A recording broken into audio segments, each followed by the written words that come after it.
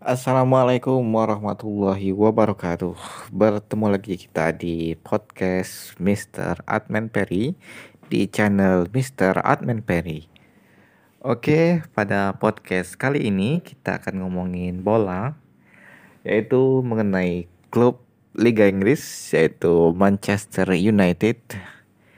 Yang kita tahu Manchester United ini adalah salah satu klub terbesar di dunia. Kalau kita melihat dari sisi finansial, dari sisi fanbase di seluruh dunia, dan dari prestasi ya, kita tahu di masa lalu MU adalah klub dengan segudang prestasi, terutama di masa eranya Sir Alex Ferguson ya, yang dimana MU adalah tim dengan pengausi gelar Liga Inggris terbanyak ya. Dan bersama Sir Alex Ferguson, MU juga sukses meraih dua trofi Liga Champion Eropa ya. Namun walaupun begitu belakangan ini MU setelah ditinggal Ferguson ya maksud kami, itu mengalami penurunan prestasi ya. MU kesulitan meraih trofi ya. MU juga berganti-ganti pelatih ya, mulai dari David Moyes, Louis van Gaal, kemudian Jose Mourinho, dan sekarang dilatih oleh Ole Gunnar Solskjaer ya, salah satu yang merupakan mantan pemain MU di masa Fergie ya. Banyaknya pergantian pelatih ini mengindikasikan bahwa permainan MU atau prestasi MU selepas pensiunnya Opa Fergie itu tidak konsisten dan sulit untuk berprestasi ya. Apalagi bersaing di Liga Champions dengan tim-tim papan atas Eropa seperti Real Madrid, Barcelona, Munchen, dan MU sangat kesulitan ya. Bahkan untuk lolos Liga Champions saja sangat kesulitan ya. Beberapa kali setelah ditinggal Fergie, MU gagal lolos ke Liga Champions ya. Dari segi prestasi piala juga MU tidak pernah lagi juara Liga Inggris ya. Hanya di bawah Mourinho yang meraih trofi ya, trofi Liga Eropa ya, Liga Eropa dan Piala Liga ya. Nah, setelah itu tidak ada lagi ya. Bahkan untuk meraih masuk 4 besar saja cukup sulit ya. Musim lalu MU ditangani oleh Ole Gunnar Solskjaer ya. Awalnya cukup terseok-seok ya. Walaupun di paruh kedua musim setelah pandemi, setelah liga bergulir setelah COVID ya. Kita tahu selama COVID bulan Maret April itu Liga Inggris dihentikan sementara. Kemudian lanjut lagi di bulan Juni ya, setelah COVID agak mereda ya. Dan MU membaik seiring dengan datangnya seorang playmaker asal Portugal yaitu Bruno Fernandes ya. Kedatangan Bruno Fernandes ini membuat permainan MU berubah drastis ya, membaik ya. Terbukti dengan banyaknya kemenangan yang didapat MU sehingga berhasil mengantarkan MU meraih posisi ketiga di Liga Inggris dan menyegel satu tempat di Liga Champions musim depan.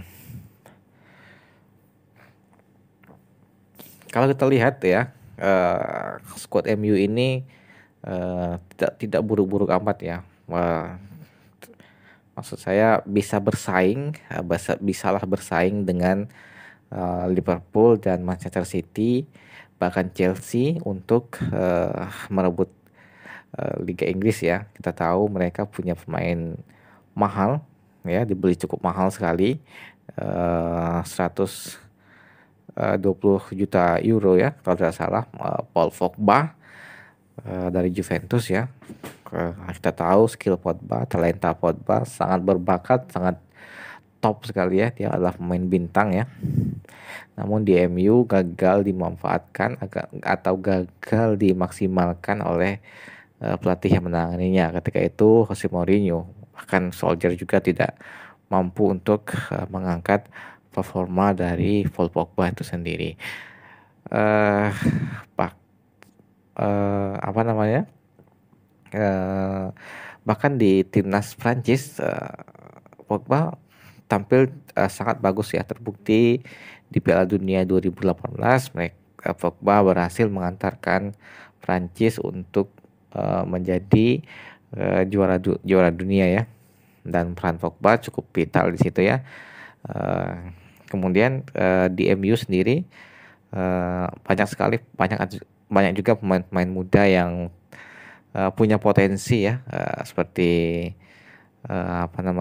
Marcus Rashford. Kemudian yang baru-baru ini adalah uh, Greenwood ya, Mason Greenwood yang bermain cukup menjanjikan ya beberapa bulan sebelum musim berakhir, musim kemarin ya. Dan untuk musim 2020-2021 ini, bagaimanakah peluang MU? Apakah bisa melanjutkan tren naiknya ya, tren positifnya setelah kedatangan Bruno Fernandes ya? Kita tahu kedatangan Bruno Fernandes seperti yang saya bilang tadi, merubah atau meningkatkan permainan MU secara instan ya. Bruno Fernandes langsung nyetel dan berhasil membawa MU meraih banyak kemenangan untuk menaikkan peringkat MU ya, sampai di peringkat ketiga, menyalip Chelsea dan Leicester City. Tetapi MU harus sadar, kita lihat ketika Bruno Fernandes tidak bermain ataupun sedang tidak perform ataupun permainannya lagi menurun, maka hal itu berdampak besar terhadap permainan MU itu sendiri ya. Karena kunci dari permainan MU adalah Bruno Fernandes ya. Strategi Ole yang menempatkan Bruno Fernandes sebagai playmaker ya. Nah, ada satu hal yang sangat riskan sekali ketika di absen ataupun outperform ya.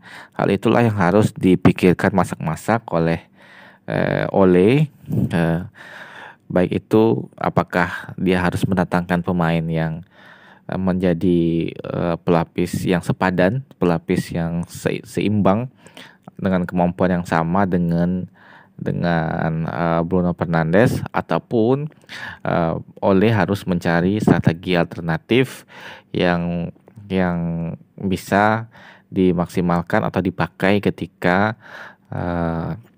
Bruno Fernandes tidak tampil ya, baik itu karena cedera ataupun akumulasi kartu ya, atau sanksi ya.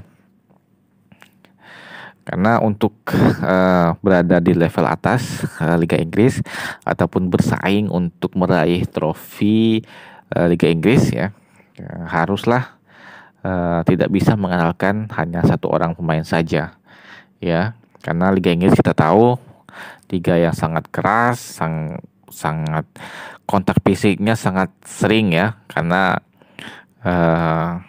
pelanggaran pun jarang sekali kartu kuning ataupun kartu merah itu jarang sekali diberikan untuk kontak fisik yang tidak terlalu keras ya. Artinya para pemain harus dituntut untuk bisa bermain dengan fisik yang keras ya. Nah, dengan permainan yang seperti itu sangat rentan terhadap cedera ya, Bruno Fernandes juga sangat rentan cedera ya, karena dia adalah seorang playmaker, kunci permainan. Dia pastinya dia akan menjadi sasaran empuk bagi back lawan ya. Kemudian kita lihat rekrutan baru sampai saat ini dari Manchester United ya. Sampai saat ini usaha mereka untuk mendatangkan Sancho dari Borussia Dortmund itu gagal ya. Belum gagal ya, artinya masih tersendat ataupun ya masih jauh panggang dari api lah kalau bahasa istilahnya itu ya. Karena terkenal oleh fee transfer yang sangat tinggi yang mungkin tidak bisa dipenuhi oleh MU ataupun bisa dipenuhi tetapi